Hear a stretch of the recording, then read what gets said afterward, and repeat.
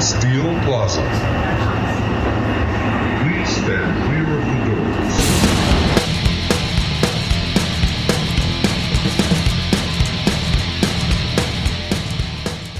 Hello there and welcome to Darkest Corners of the World. It's your host here from Perth, Australia, your grouchy friend, Brad Sinclair. Hope you're all very well. Hope you're all doing your best to fight this crazy pandemic we find ourselves in the middle of. But there was more than enough discussion of that in our last couple of Steel Plaza podcasts between myself and Adam. Today we are well and truly back into the tunes in a massive way. Very, very lucky to be joined later in the program by Armin from the band Grind in Flensburg in Germany. They quite honestly have produced what for me is one of my favorite albums of the year thus far in Songs of Blood and Liberation. I cannot say enough good things about this band. I think I should probably let them do the talking. This is going to be a couple of minutes that'll rock your socks off. I hope you like it heavy, folks, because it's about to hit you real, real hard. This is Grind with Liberate.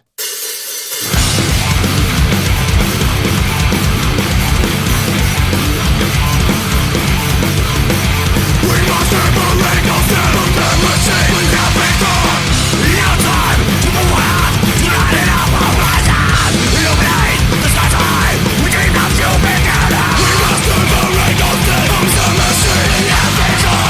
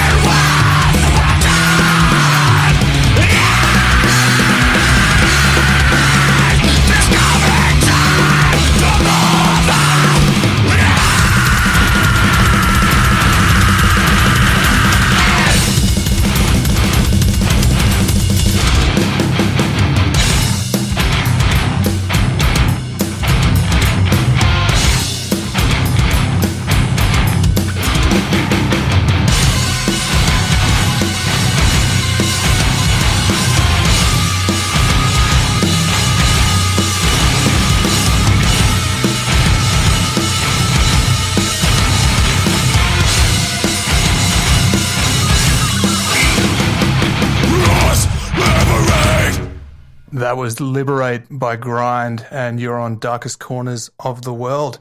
And we are joined right now with Armin, the bass player from Grind. Armin, how you doing? Fine. Besides the damn virus situation, everything is good here in Germany. Yeah, it's similar down here in Australia, and I know I have it on good authority from Adam. In Pittsburgh, it's getting rough as well, but I think it's a perfect time for creative people to get down in their bunkers, be creative, and share with each other, yeah?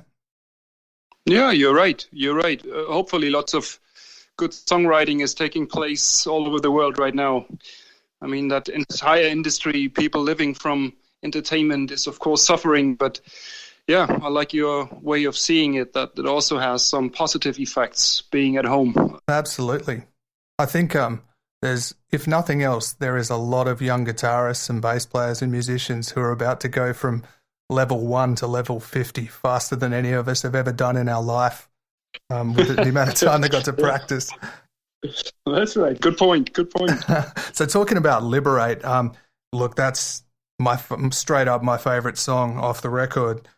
short and sweet. As you're the bass player, that bass sound is just filthy. Tell us about how you got that bass sound and how it works in that song.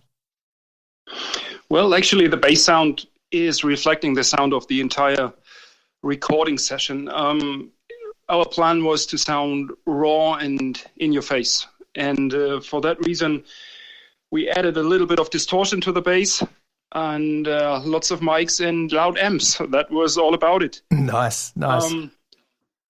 But also the song itself, Liberate, reflects how we do our songwriting. So it's one of the more multifaceted songs.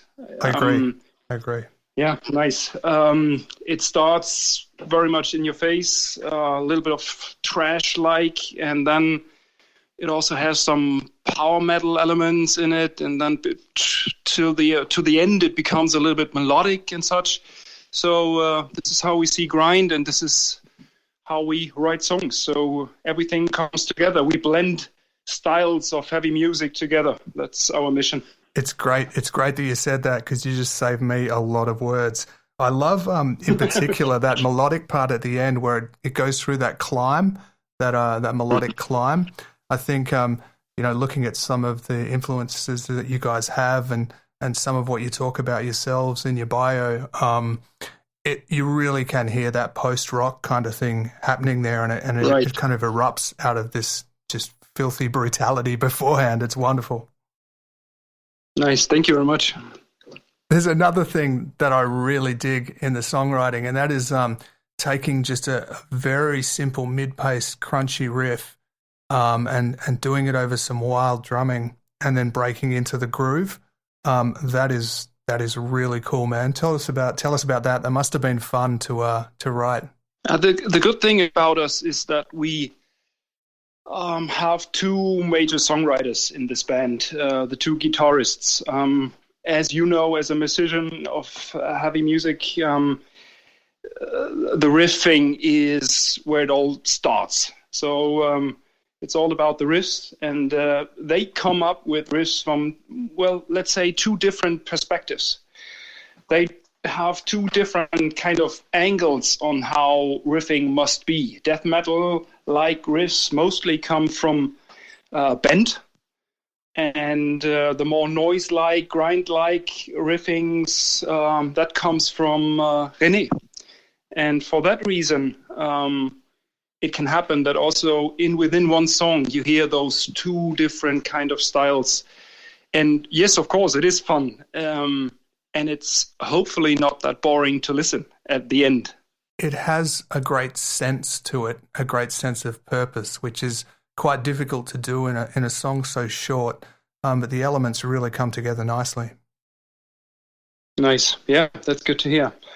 And bass-wise, I mean, in Liberate, I try to do stuff like not only distortion and pick, I also play with different styles within one song. The melodic part, for example, you can hear the bass playing in fully different melody. The bass is actually determining the melody of the melodic part as much as the guitars do.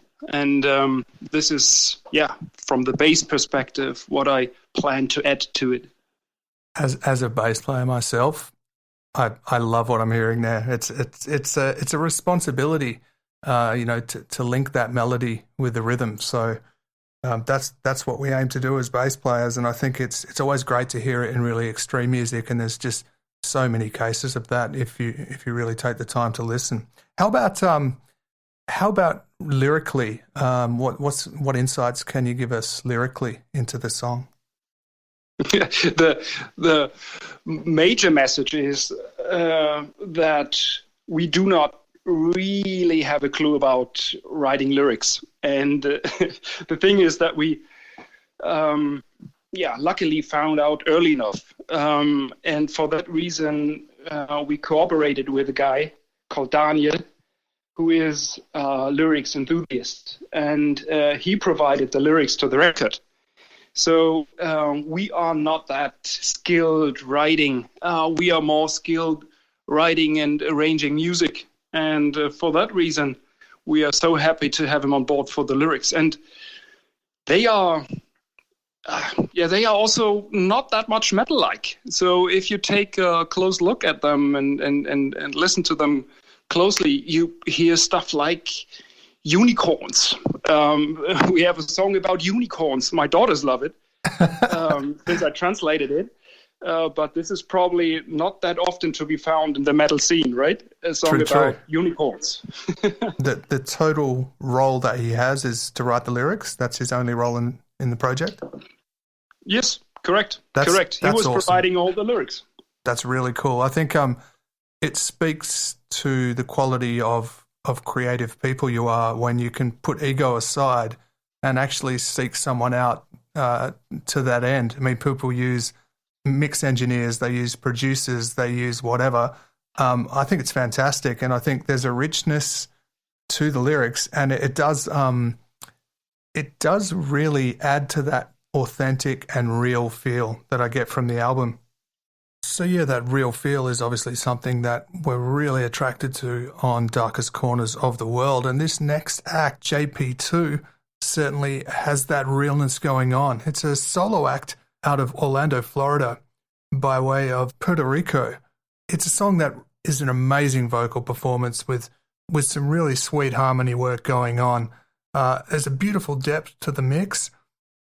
Listen to those little accents. There's these lovely little synthesized high-pitch accents, which actually will reprise themselves later in the tune. So everything functions really well for the song, and I think that's often a feature of solo projects, is there's a real unity to the vision. Obviously, bands gain their strengths from the opposite of that, but for some of these solo acts, and certainly the ones that have come through Darkest Corners of the World, there's just an amazing cohesion of vision. This next song is called Hope, as we mentioned, by JP2. We're going to throw to it right now and be back here shortly on Darkest Corners of the World.